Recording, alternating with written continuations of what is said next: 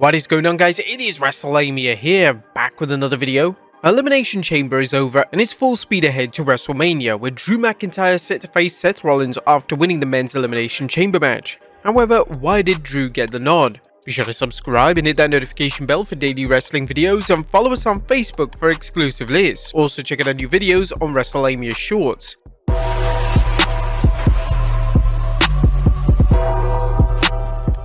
Number 1. CM Punk wasn't available. Now, the biggest reason Drew won is because CM Punk wasn't available. It's not a knock on Drew, who has been on fire for the last 2 months, but a reality of the way wrestling works. It was obvious from Punk's return at Survivor Series and Seth Rollins' subsequent meltdown on the show that it was in the cards. Any doubt should have vanished when Rollins used social media and a live microphone to blast Punk. Unfortunately, Punk's injury at the Royal Rumble knocked him out of the match, leaving the WWE to go to Plan B, or in this case Plan D for Drew. Injuries happen, and when they do, promoters have to find a suitable replacement, especially when there's a WrestleMania vacancy to fill. Number 2, the WWE doesn't see LA Knight as the guy. If not Punk, then who could have won the Chamber? One top candidate is LA Knight, who's been working hard for a world title shot ever since he lost to Roman Reigns at Crown Jewel. However, for whatever reason, the WWE does not see LA Knight as world champion material, at least not for the time being. There may be even some questions about whether the WWE feels he needs a championship to connect with the fans. Number 3, Logan Paul is United States champion. Logan Paul is the WWE's US champion, and right now he's best used defending the title rather than competing for the world title. Paul is already a part-time champion, and the idea of WWE putting the company's workhorse title on a part-timer speaks for itself. Paul has done a great job building mainstream publicity for the WWE as US champion over the last few months, and he'll likely do the same heading into Mania. That's the best role for him, and doing a US champion versus world champion match is a waste of resources. Number 4, Bobby Lashley is busy. And what of the almighty Bobby Lashley? Although a Lashley vs Rollins match could be a good shot in the arm for Lashley, he's too busy right now battling Karrion Kross and Kross's new faction, the Final Testament. The feud has only begun, and it's likely to lead into some sort of stipulation match between Lashley and Kross, or both factions taking each other on. It wouldn't make sense for Lashley to win and have the WWE suddenly drop the feud. This would hurt Lashley's allies, the Street Profits, and likely bury Karrion Kross for good. There's also the delicate subject of Lashley's status as a main eventer. Lashley has been pushed erratically over the last year that, quite frankly, he doesn't seem like someone who should be challenging for a world title at WrestleMania. Right now, the WWE needs to use him as the anchor in the feud between him and the Final Testament. Number 5, Kevin Owens vs Logan Paul isn't over, and Randy Orton is just beginning.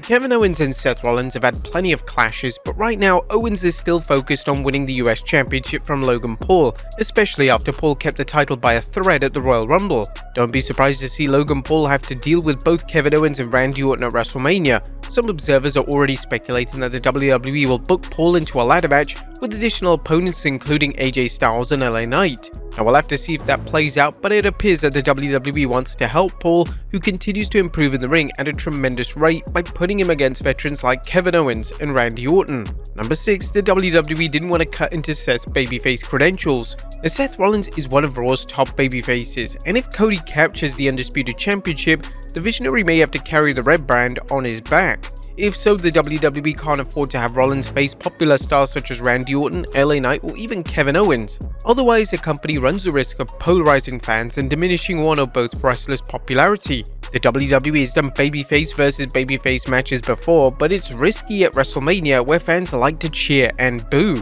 Number 7, Seth needs to be seen sympathetically. There's another reason the WWE needed a heel to challenge Rollins. If the WWE books Seth Rollins and Cody Rhodes versus The Rock and Reigns at WrestleMania, there's a good chance Rollins won't be 100% going into his title match after he battles the Bloodline. This is an advantage custom made for an opportunistic heel like Drew McIntyre, who's repeatedly shown fans he doesn't care how he wins as long as he gets that important W. Having a fellow babyface defeat Seth when the Visionary isn't at the top of his game will diminish the win in the fans' eyes, but on the other hand, if Drew wins, it will generate sympathy for Rollins and set things up for an instant rematch. Number 8, the WWE wants to keep Drew around. But Drew McIntyre hasn't signed a new WWE deal, at least not yet according to the latest reports. so Drew's current push in his WrestleMania match against Seth are likely part of the WWE's efforts to entice him into making a new deal. Of course, we'll see, and there are other reasons why Drew was the best choice to win. Number 9. Drew's win builds up his character.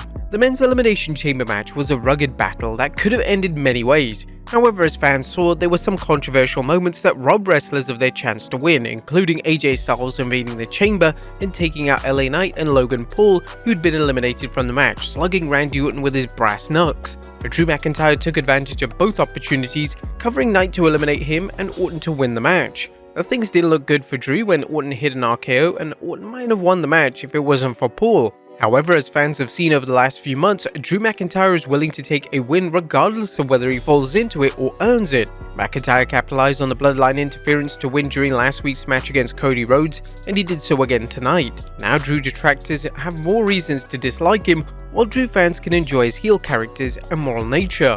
Number 10. Drew is on fire. Drew McIntyre's new DM Hunk smarmy heel character is arguably the best work he's been doing during his entire career. McIntyre's work has been rock solid since his 2017 return to the WWE, but he's never shown such passion at playing a character, whether it was his Scottish psychopath heel or his Scottish warrior babyface, although both were excellent. Drew seems to revel in his persona of an opportunistic, sarcastic SOB who sees himself as a hero, but right now there are no other wrestlers who come close.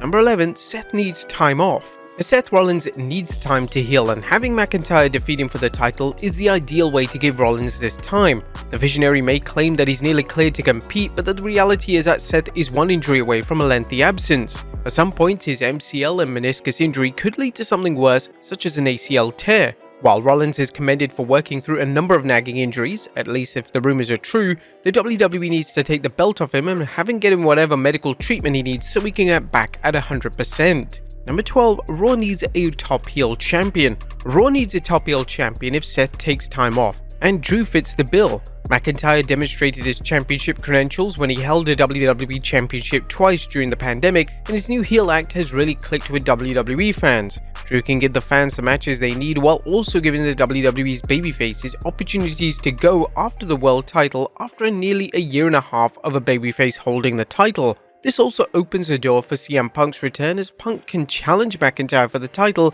assuming he still has it by then. And 2 wildcards. Now, of course, it's worth noting that neither Seth Rollins nor Drew McIntyre have signed new deals with the WWE. The WWE does face the possibility of one or both wrestlers leaving the WWE either to take time off or work elsewhere. Where would this leave them? Well, fortunately, they have an easy out since Damian Priest hasn't cashed in his Money in the Bank briefcase. The WWE could do a title switch at WrestleMania and have Priest cash in his contract at the right time, taking care of the problem. But there you have it, folks. Why Drew McIntyre got the nod. Be sure to leave your comments down below, and I'll see you next time with some more wrestling content.